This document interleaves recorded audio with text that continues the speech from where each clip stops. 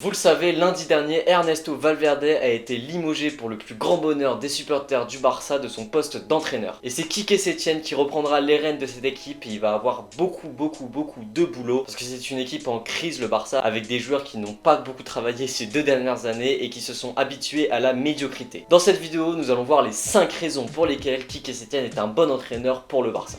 I used to read Word Up magazine, Salt and Pepper and Heavy D up in the limousine, hanging pictures on my wall. Every Saturday, rap attack Mr. Magic. Setién est un vrai Cruyffista. Il admire le jeu du FC Barcelone, évidemment pas celui de Valverde, et il a toujours pensé que c'était la meilleure manière de jouer au football. Grâce à lui, on espère que le Barça va retrouver l'essence même qui fait vibrer ses supporters depuis de nombreuses années. Il a 61 ans et donc il a connu le Barça de Cruyff et il en a même fait les frais en tant que joueur. Il a affronté 2 fois le Barça avec son équipe de Santander et il l'a toujours admiré et il réalise aujourd'hui son rêve à 61 ans en devenant entraîneur de ce si grand club où il va essayer de faire perdurer l'héritage de Johan Cruyff. Quand on voit ce qu'il a fait avec ses joueurs au Betis qui ne sont pourtant pas des top joueurs, on peut se dire que cet entraîneur va ramener son identité au FC Barcelone. Moi, il y avait un match qui m'avait beaucoup marqué de Setién avec le Betis Séville, c'était son déplacement au Santiago Bernabéu, une victoire 1-0 à la toute dernière minute face aux champions d'Europe. L'équipe de Setién avait superbement bien joué et quand on voit le but qui a été marqué à la toute dernière minute, on se dit que vraiment c'est un adepte du beau jeu. N'importe quelle équipe de Liga, un 0-0 au Santiago Bernabéu, il s'en serait contenté, mais pas les équipes de Setién. Le but est magnifique, c'est un mouvement collectif incroyable, il y a des solutions apportées par tous les joueurs. Si c'est bouché sur l'aile gauche, hop, on va aller sur l'aile droite, on va revenir en arrière pour essayer de trouver la solution jusqu'à marquer un très beau but avec une superbe passe à la fin, pleine de vista. C'est vraiment un match que j'avais beaucoup apprécié dans l'ensemble. Les joueurs qui apportent le plus de solutions possibles au porteur du ballon, du mouvement, du contre-pressing, c'était vraiment magnifique à voir. Et le pire, c'est que pendant toute la saison, c'était comme ça. Même s'il y avait eu l'élimination face à Rennes en 8ème de finale d'Europa League, le Betis Séville avait vraiment réalisé une très belle saison et c'était une équipe très belle à voir jouer. J'ai beaucoup d'espoir en cet entraîneur. Les résultats, je m'en fiche un peu. Là, on est arrivé à un point où c'est pas les résultats qui sont importants au Barça, on le sait.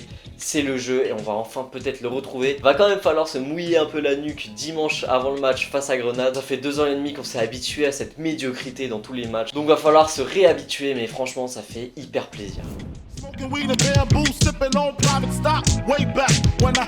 vous ne savez pas ce que c'est que le club des amigos, c'est tout simple, je vais vous l'expliquer, c'est ce qui se passe au Barça depuis quelques années. C'est tout simplement certains cadres comme Messi, Piqué, Busquets, Suarez ou encore Alba qui sont des légendes du club et qui se prennent pour des seigneurs en fait. Ils se croient au-dessus de tout le monde et ils se croient tout permis dans ce club. Ce sont de très bons amis, ils jouent très bien au foot ensemble et ils se croient en colonie de vacances. Et c'était là le plus gros problème de l'ère Valverde, c'est ce club des amigos qui a détruit le club de l'intérieur. Le problème de Valverde, c'est qu'il avait le charisme d'une huître et qu'il était incapable de dire non à ce club des amigos car c'était des trop grands joueurs pour lui. Il était si faible qu'il laissait tout passer, des vacances excessives.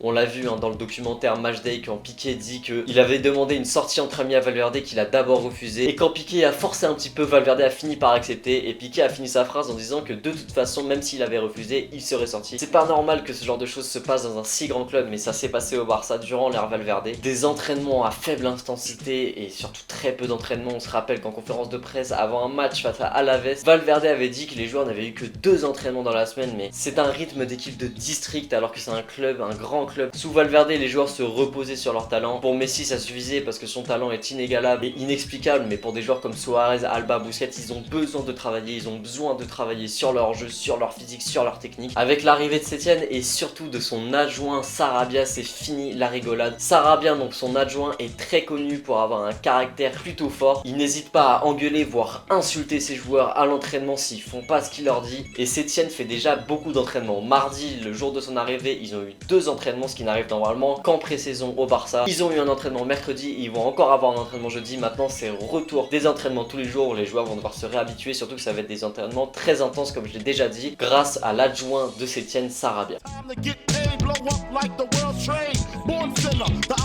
Sergio Busquets, qui n'était que l'ombre de lui-même depuis l'arrivée d'Ernesto Valverde, va enfin pouvoir retrouver son niveau. Le problème, c'est que sous Valverde, on avait un jeu très défensif basé sur le contre et Busquets, c'est un numéro 6 différent. C'est pas un numéro 6 comme Casemiro qui base tout sur le physique. Sergio Busquets, c'est surtout de l'anticipation, des interceptions, de la technique et de la vision de jeu. Et sous Valverde, vu qu'on avait un jeu très défensif, on lui demandait un vrai apport physique et Busquets, il n'est ni rapide ni physique. Donc du coup, ça ne lui convenait pas du tout et vraiment depuis 2 ans et demi, Busquets c'était horrible, son match contre Liverpool était scandaleux. J'espère en tout cas que Sergio pourra retrouver son niveau et redevenir le meilleur milieu défensif du monde.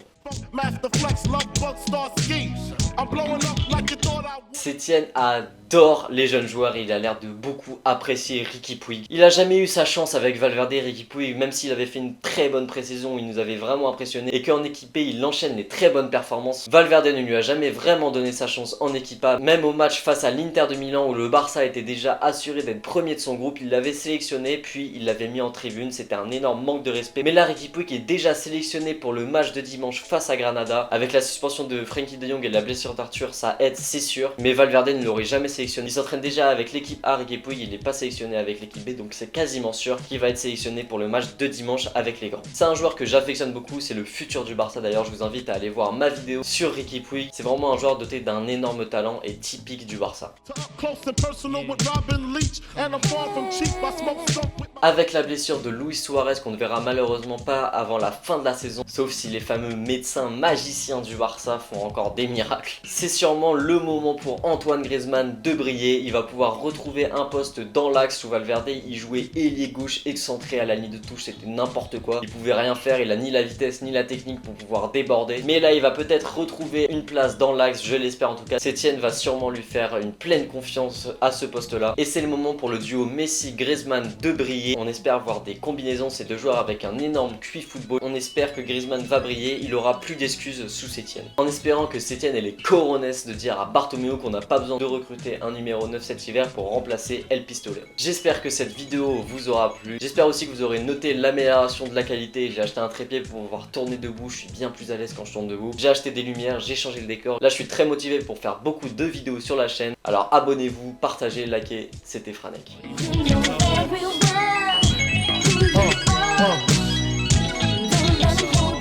And if you don't know, now you know, nigga.